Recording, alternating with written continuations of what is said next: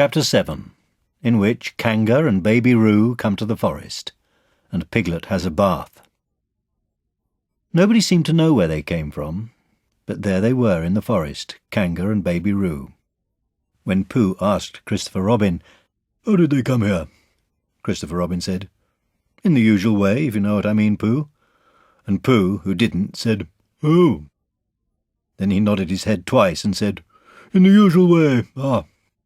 Then he went to call upon his friend Piglet to see what he thought about it, and at Piglet's house he found Rabbit, so they all talked about it together.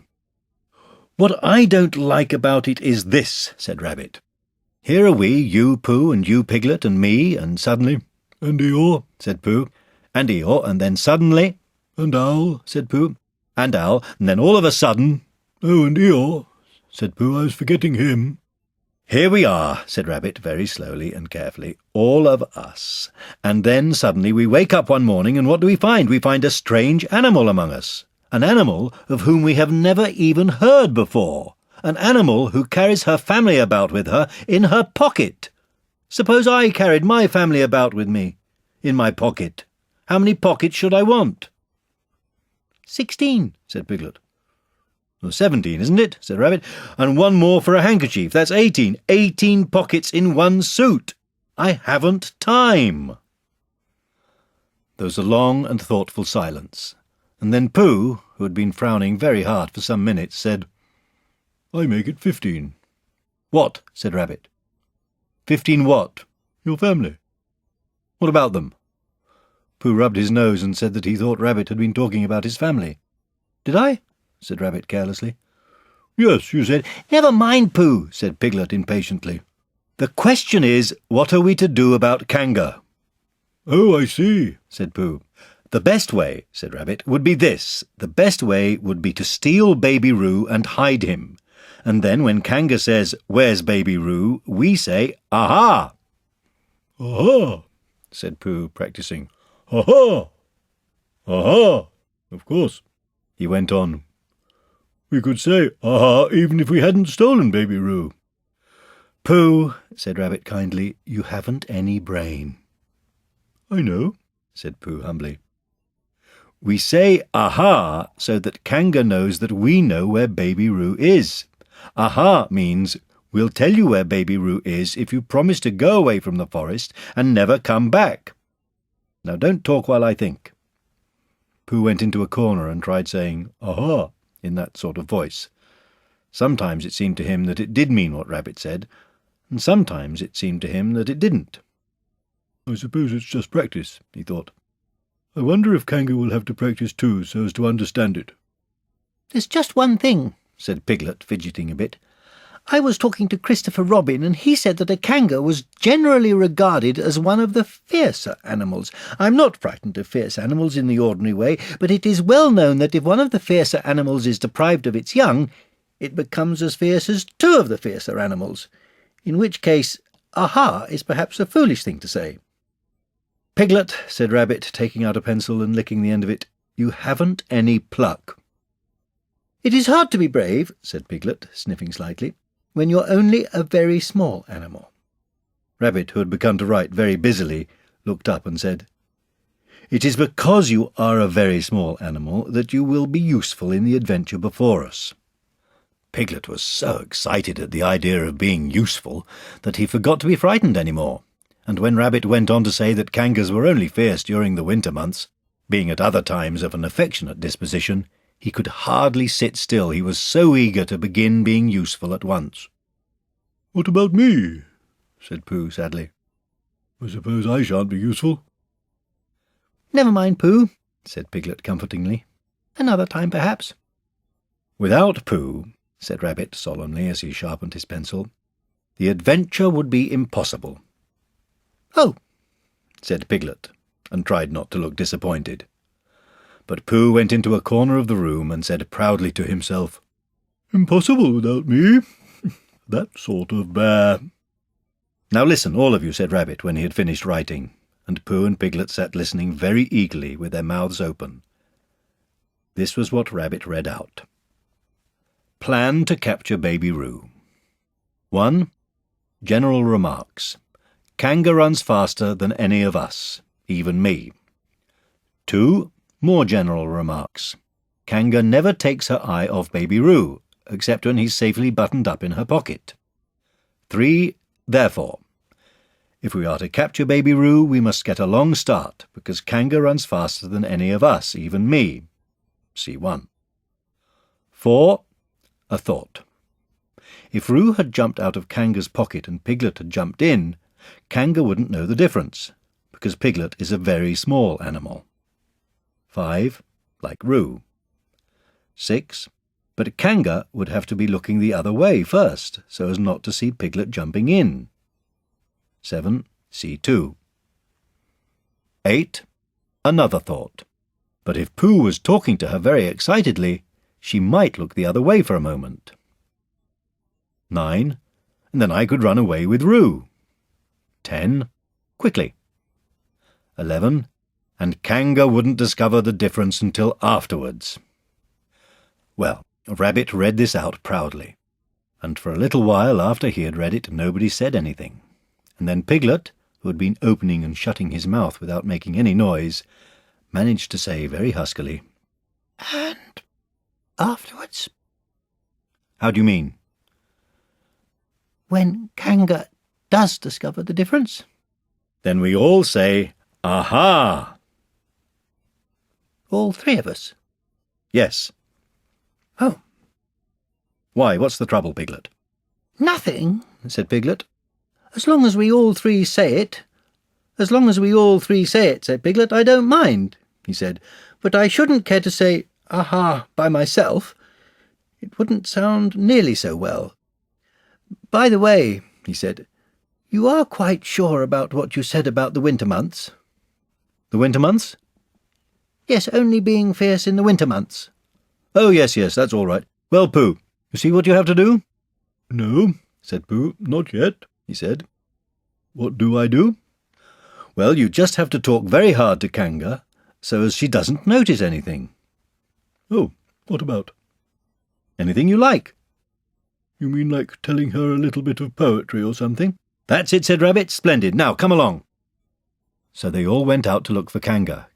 Kanga and Roo were spending a quiet afternoon in a sandy part of the forest. Baby Roo was practising very small jumps in the sand, and falling down mouse holes and climbing out of them, and Kanga was fidgeting about and saying, Just one more jump, dear, and then we must go home. And at that moment who should come stumping up the hill but Pooh. Good afternoon, Kanga. Good afternoon, Pooh. Look at me jumping, squeaked Roo, and fell into another mouse hole. Hello, Roo, my little fellow. We were just going home, said Kanga. Good afternoon, Rabbit. Good afternoon, Piglet. Rabbit and Piglet, who had now come up from the other side of the hill, said, Good afternoon, and hello, Roo. And Roo asked them to look at him jumping, so they stayed and looked. And Kanga looked too. Oh, Kanga, said Pooh, after Rabbit had winked at him twice. I don't know if you are interested in poetry at all. Hardly at all, said Kanga. Oh, said Pooh. Roo, dear, just one more jump, and then we must go home. There was a short silence while Roo fell down another mouse hole. Go on, said Rabbit in a loud whisper behind his paw. Talking of poetry, said Pooh, I made up a little piece as I was coming along. It went like this. Now let me see. Fancy, said Kanga. Now, Roo, dear, you'll like this piece of poetry, said Rabbit. You'll love it, said Piglet. You must listen very carefully, said Rabbit. so as not to miss any of it, said Piglet. Oh, yes, said Kanga, but she still looked at Baby Roo. How did it go, Pooh? said Rabbit. Pooh gave a little cough and began. Lines written by a bear of very little brain. On Monday, when the sun is hot, I wonder to myself a lot, now is it true or is it not, that what is which and which is what? On Tuesday, when it hails and snows, the feeling on me grows and grows that hardly anybody knows if those are these or these are those. On Wednesday, when the sky is blue, and I have nothing else to do, I sometimes wonder if it's true that who is what and what is who.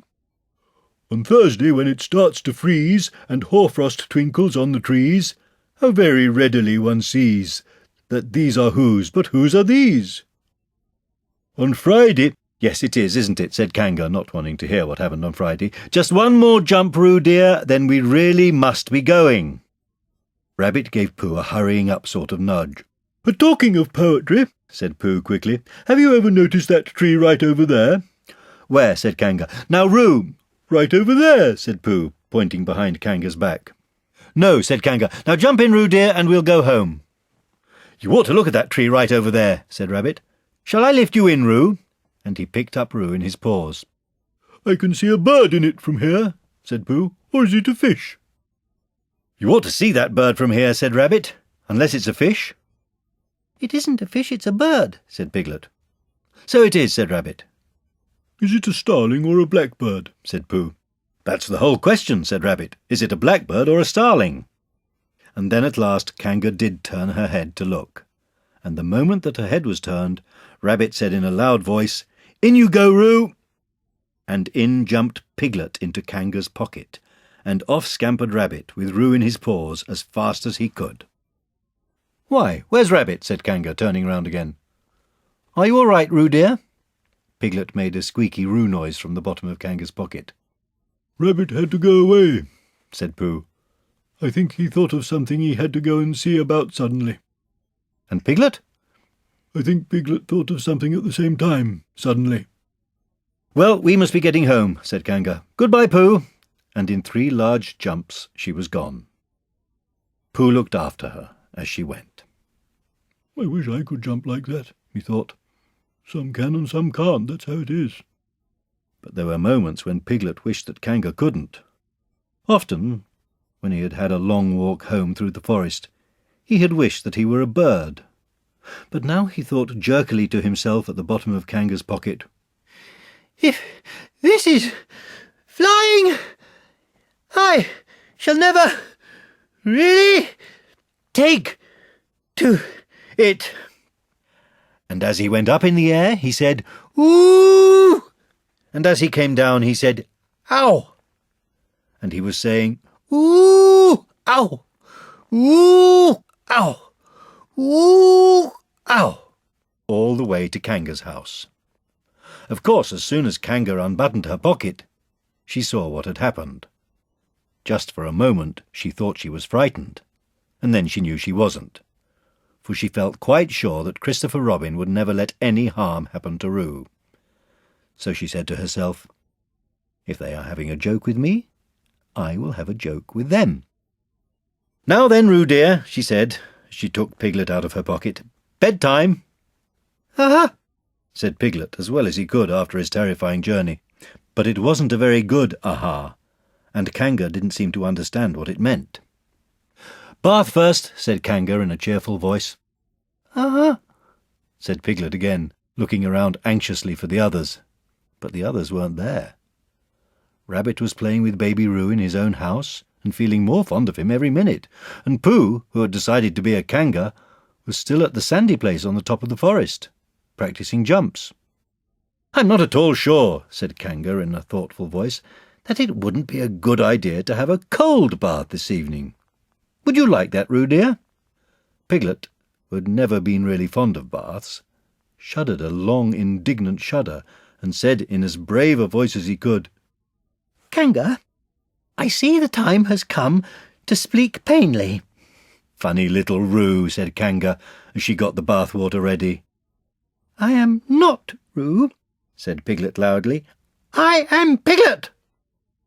Yes, dear, yes, said Kanga soothingly, and imitating Piglet's voice too, so clever of him, she went on as she took a large bar of yellow soap out of the cupboard. What will he be doing next? Can't you see? Shouted Piglet. Haven't you got eyes? Look at me. I am looking, Roo dear, said Kanga rather severely, and you know what I told you yesterday about making faces. If you go on making faces like Piglet's, you'll grow up to look like Piglet, and then think how sorry you will be. Now then, into the bath, and don't let me have to speak to you about it again. Before he knew where he was, Piglet was in the bath, and Kanga was scrubbing him firmly with a large, lathery flannel. Ow! cried Piglet. Let me out! I'm Piglet! Don't open the mouth, dear, or the soap goes in, said Kanga. There, what did I tell you? You did it on purpose, spluttered Piglet as soon as he could speak again, and then accidentally had another mouthful of lathery flannel. That's right, dear, don't say anything, said Kanga, and in another minute Piglet was out of the bath and being rubbed dry with a towel. Now, said Kanga, there's your medicine, and then bed. What medicine? said Piglet. To make you grow big and strong, dear. You don't want to grow up small and weak like Piglet, do you? Well, then. At that moment there was a knock at the door. Come in, said Kanga, and in came Christopher Robin. Christopher Robin! Christopher Robin! cried Piglet. Tell Kanga who I am! She keeps saying I'm Roo. I'm not Roo, am I? Christopher Robin looked at him very carefully and shook his head. You can't be Roo, he said, because I've just seen Roo playing in Rabbit's house. Well, said Kanga, fancy that! Fancy my making a mistake like that. There you are, said Piglet. I told you so, I'm Piglet. Christopher Robin shook his head again. Oh, you're not Piglet, he said. I know Piglet well, and he's quite a different colour. Piglet began to say that this was because he had just had a bath, and then he thought that perhaps he wouldn't say that. And as he opened his mouth to say something else, Kanga slipped the medicine spoon in, and then patted him on the back, and told him that it was really quite a nice taste when you got used to it. I knew it wasn't Piglet, said Kanga. I wonder who it can be. Perhaps it's some relation of Pooh's, said Christopher Robin. What about a nephew or an uncle or something? Kanga agreed that this was probably what it was, and said that they would have to call it by some name. I shall call it Pootle, said Christopher Robin. Henry Pootle for short. And just when it was decided, Henry Pootle wriggled out of Kanga's arms and jumped to the ground. To his great joy, Christopher Robin had left the door open. Never had Henry Pootle Piglet run so fast as he ran then, and he didn't stop running until he had got quite close to his house. But when he was 100 yards away, he stopped running and rolled the rest of the way home so as to get his own nice comfortable colour again. So Kanga and Roo stayed in the forest, and every Tuesday Roo spent the day with his great friend Rabbit. And every Tuesday Kanga spent the day with her great friend Pooh, teaching him to jump. And every Tuesday Piglet spent the day with his great friend Christopher Robin. So they were all happy again.